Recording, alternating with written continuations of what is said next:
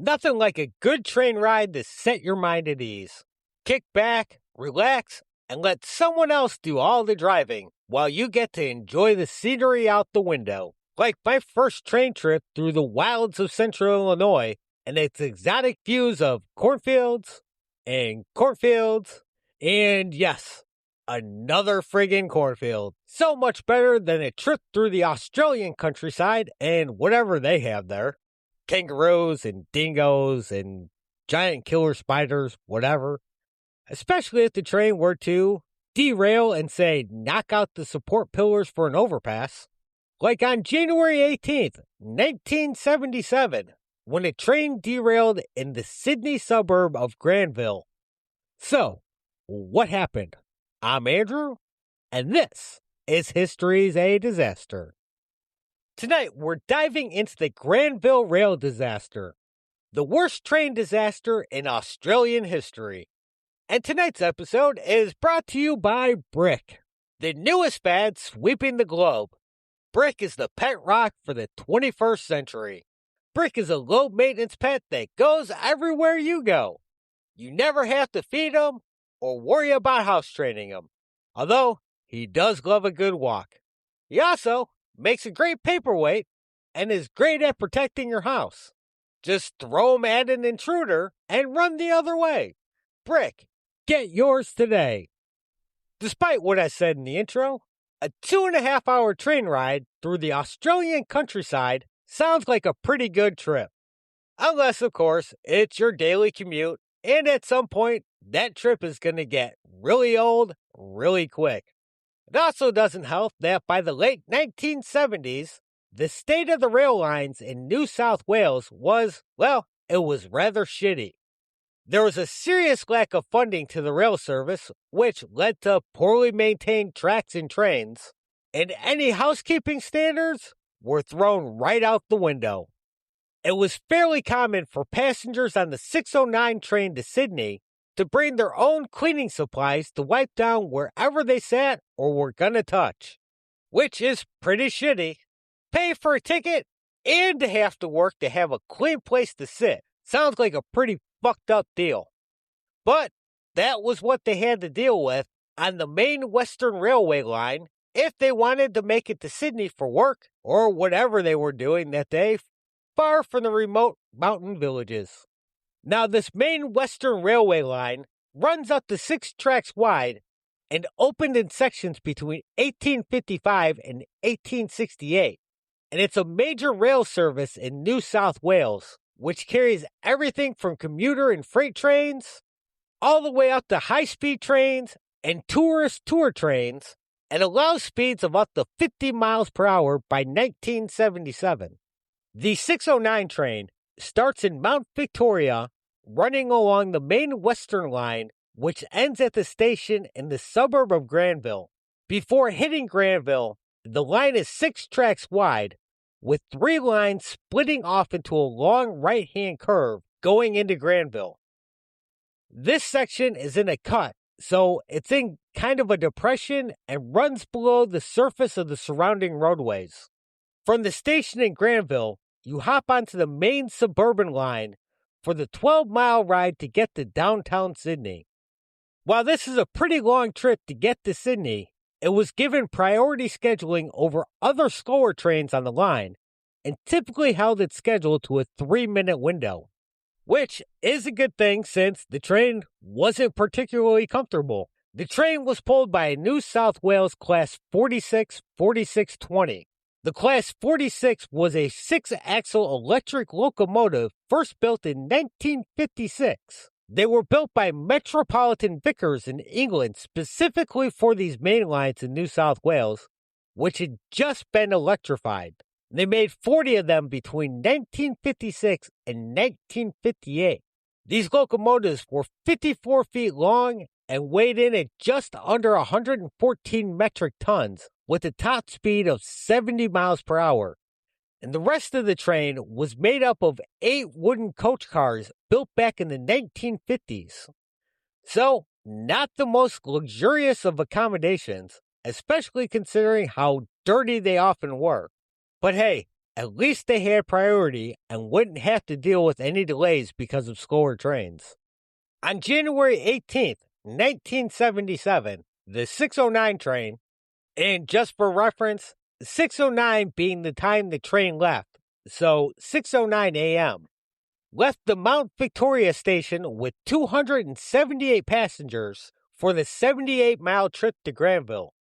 They planned to be there just short of 8:30 a.m., but a little after 8, the train was approaching the curve into Granville, preparing to slow down for a 12.5-mile-per-hour speed limit due to some construction happening just outside of the station.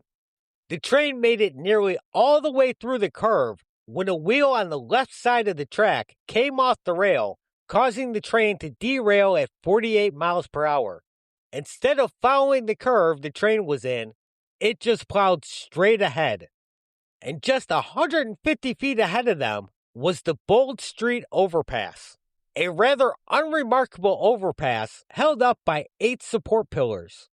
The engine left the track with the first 2 cars, causing the coupler between them to split, and smashed into the northern supports of the overpass, ripping away the pillars. As the train smashed its way through the support pillars, it took out a heavy metal support pole. The bottom half was smashed aside while the top half remained hanging in the air, held in place by overhead electrical lines. After smashing into the pole, the engine was knocked on its right side as it continued to slide over 200 feet past the bridge. As the train slid through, the top half of the metal pole sliced into the wood side of the passenger car behind the engine, tearing it open and killing 8 passengers and injuring several others. The second car in line narrowly missed, suffering the same fate as it slid past the pole and continued on until it slammed into a northern retaining wall. The remaining 5 cars, now disconnected from the train, stayed on the tracks and came to a stop, with parts of the 3rd and 4th car underneath the overpass. With the near tragedy averted, the passengers on the remaining cars had a moment to breathe a sigh of relief. Then, the overpass that was no longer being supported snapped in half, sending 570 tons of metal and concrete, along with whatever cars and motorcycles on the roadway, slamming down on top of cars 3 and 4. The wooden boxcars offered no protection from the excessive weight of the overpass and were crushed. Sections of the cars were flattened to no more than a few inches high, killing nearly 60 more passengers and injuring several others. Being in a central location in a populated area, first responders were on scene quickly. By the time they got there, most of the uninjured or slightly injured passengers from the mostly undamaged cars had made it out safely and were trying to get out of the area, which is great. However, the first responders were facing some major challenges with rescuing anyone trapped in the trains. First, they had to get to the crash site. Being in this depression, they couldn't just jump down there. They had to clear out sections of wires and put in ladders and stairs to even be able to access the crash site. And of course, everyone loves a good train wreck. While first responders worked to access the site, a crowd of onlookers, attracted by the sounds of the crash and all the lights and sirens, descended on the scene. Over 250 cops would eventually be called in to try to hold back the crowd that swelled up to over 5,000. 5,000 unnecessary people that filled the streets and blocked easy access for emergency vehicles that were desperately needed to start running the injured to nearby hospitals. When the overpass broke, it broke into 2 large sections. With the size and sheer weight of the sections, there was nothing they could do to move them. A crane that would have been big enough to move these pieces was not readily available. Along with this, the train carried gas tanks of liquid petroleum gas, meant for heating the train in cold weather.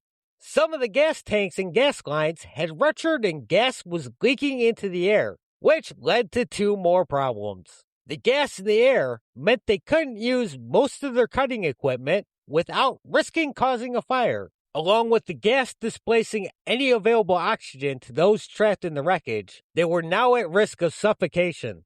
Firefighters brought out the hoses and kept the train and surrounding concrete sprayed down to reduce the risk of fire.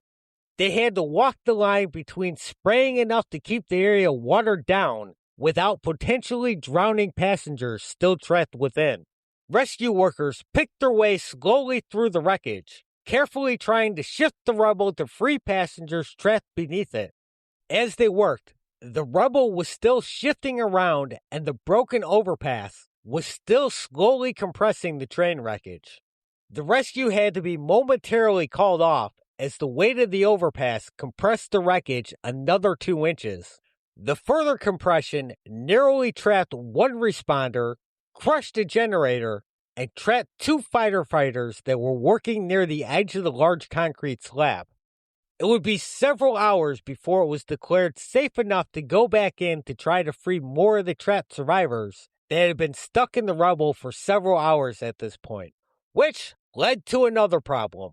As they pulled survivors that were fully aware and conscious from the rubble, they were dying within minutes of being freed. Unfortunately, at the time, little to nothing was really known about crush syndrome, so within minutes of being freed, many died from kidney failure. Now, crush syndrome, or if you want to be all medically about it, traumatic rhabdomyolysis, or bywater syndrome, is caused by massive damage to bones and muscles due to violent compression. When the muscles are ripped and torn, it produces myoglobin, potassium, and phosphorus, a nasty chemical cocktail that builds up in the bloodstream that gets held in place in the crushed limb by the weight of the debris pinning them in place. So when first responders remove the weight, the chemicals are released and rushes into the injured's bloodstream. The sudden release and introduction of this chemical cocktail quickly overloads the kidneys, leading to a fatal kidney failure. With the now increased knowledge of crush syndrome, it's not always fatal anymore. In extreme circumstances, field amputations can be done to preserve the life of the person trapped in place. Or, when possible, an aggressive treatment through IV fluids before the pressure is released can help to protect the kidneys, leading to a higher survival rate. It also helps that now first responders can look for signs and symptoms of crush syndrome before helping free them. Sadly though, during the Granville crash, the high fatality rate came from first responders releasing the compression without any proper preparations put in place. This is not really their fault. Between the lack of knowledge and understanding of crush syndrome and the fact that anyone's first reaction is gonna be to free the trapped and injured so they can get them to safety and treatment. It would be 10 hours since the derailment when they pulled the last of the survivors from the rubble. It would take several more hours until a crane large enough to shift the massive concrete slab could be brought in and they could begin the grim task of clearing the bodies from the wreckage and getting the train off the tracks. The initial death toll was 83 until years later when they added an unborn child to the list, bringing the toll up to 84. 213 passengers were injured, with 31 of them serious enough to require hospitalization. As they worked to clear the rubble, investigators got to work trying to figure out what exactly happened. Their original thought was that the train engineers were speeding through the curve, trying to make up for the time they would potentially lose in the upcoming construction zone. However, both of them swore up and down they were well under the speed limit going into the curve. Later inspections of the damage to the locomotive backed this up, since the damage done didn't fit with a crash at high speed. As more equipment was brought in to tear apart the broken overpass so it could be taken away, investigators were finally able to get a good look at both the remains of the train as well as the tracks. Both the train cars and the locomotive didn't show any evidence of any previous defects or damage, which is a good thing since the train had previously been in a derailment years earlier in 1965, but was supposed to be fully operational. And once they got a look at the tracks, they found out what the problem was and what exactly happened. The rails had been replaced at some point prior to the accident and had not been properly attached to the railroad ties beneath them. Since they weren't attached sufficiently, every time a train ran over them, the outside rail slowly drifted outwards as time went on. And since proper maintenance wasn't really a thing, it went unnoticed by anyone. So, on the day of the accident, this allowed so much independent movement by the right-hand rail that the locomotive's left-hand wheels came off the rails as the right-hand wheels followed it, completely diverting the train from its intended course. To make things worse, one of the right-hand wheels was worn way past the point it should have been replaced, which just made it that much easier for the train to derail. The excessive wear had been pointed out by railway staff, but of course, they just kept pushing it off because it, quote unquote, wasn't in the budget at the moment. So the fucked up wheel was left to keep rolling on for another 31,000 miles past the point it should have been replaced. Regardless, even if the wheel had been fixed, it really wouldn't have saved the train. It was doomed either way. Now, the derailment was bad enough, but what made it so much worse was the overpass bridge. The improperly built bridge with support pillars between the tracks. When they originally put the bridge up, someone made a serious error and it ended up being 3 feet below the level of the road. I'm not quite sure how you fucked that up that badly, but they managed to do it somehow. And how did they fix their mistake? Well, they decided to just pour layer after layer of concrete onto the bridge until they could lay the road across it at the same level with the street on either side of the overpass, which made the overpass way heavier than it should have been. The extra weight required the support pillars underneath it to hold all that concrete up. Had they not so royally fucked up and put the bridge in right, the whole disaster would have been avoided. Yes, the train would have derailed because of the bad track, but with no supports under the bridge to be destroyed, the overpass never would have come down.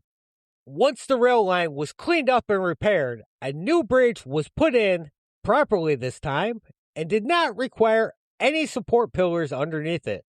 Because of this, other similar bridges had their supports checked and were either reinforced or the overpass was redesigned when they could. After the accident, the Australian government increased funding for the railway, which went a long ways towards improving maintenance of tracks and trains, along with introducing stricter checks before new or replaced tracks are opened for service.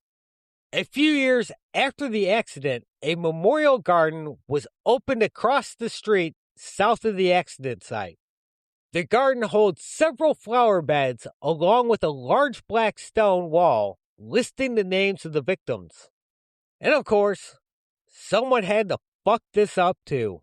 Several names were spelled wrong and would not be fully corrected until 2017, something that survivors and relatives of the victims were rightly pissed about. The survivors and relatives would go on to establish the Granville Memorial Trust, which organizes an annual memory ceremony and a march to the crash site. Recently, the group expanded to include responders. The group also represents the victims and survivors in various matters due to the aftermath of the accident and has repeatedly campaigned for improvements to railway safety. In 2017, on the 40th anniversary of the accident, they also campaigned for the official death toll to be raised to 84, recognizing an unborn child of a pregnant victim as an individual fatality. The group would also push to have a memorial plaque installed at the new bridge in 2007 to honor the efforts of the first responders. The accident not only improved the Australian rail lines, but also led to advances in emergency medicine, making crush syndrome more widely known and advancing the development of strategies to increase the chances of survival, including the use of IV hydration with certain medications. This vastly improves survival chances since other options like amputations in the field or the use of tourniquets are not always an option, like in the case of the crushed area being the torso and not just an easily accessible limb. The Class 46 locomotive was completely pulled from service in 1996, with all but 5 of the remaining units being scrapped. The line is now largely serviced by electric engines belonging to Sydney Trains, the local suburban passenger rail operator, with the only exception of the Central West high-speed trains, which are based on the British Intercity 125 trains. And that was the Granville train disaster of 1977. Thanks for listening. If you liked the show, please consider leaving a rating or review on your app of choice. And you can reach out to the show at historiesofdisaster@gmail.com with questions, comments, or suggestions, as well as following the show on social media like Facebook, Instagram, TikTok, YouTube, whatever, and share the episode. Your friends will love it. And don't forget, penguins don't do so well on trains. So, on your next trip, please leave your adopted penguin at home. Or just don't go. Because, I mean, really, is it really worth going if your faithful little penguin can't go with you? Anyways, chase that dream. Live for today. Because tomorrow is never guaranteed. Thanks and goodbye.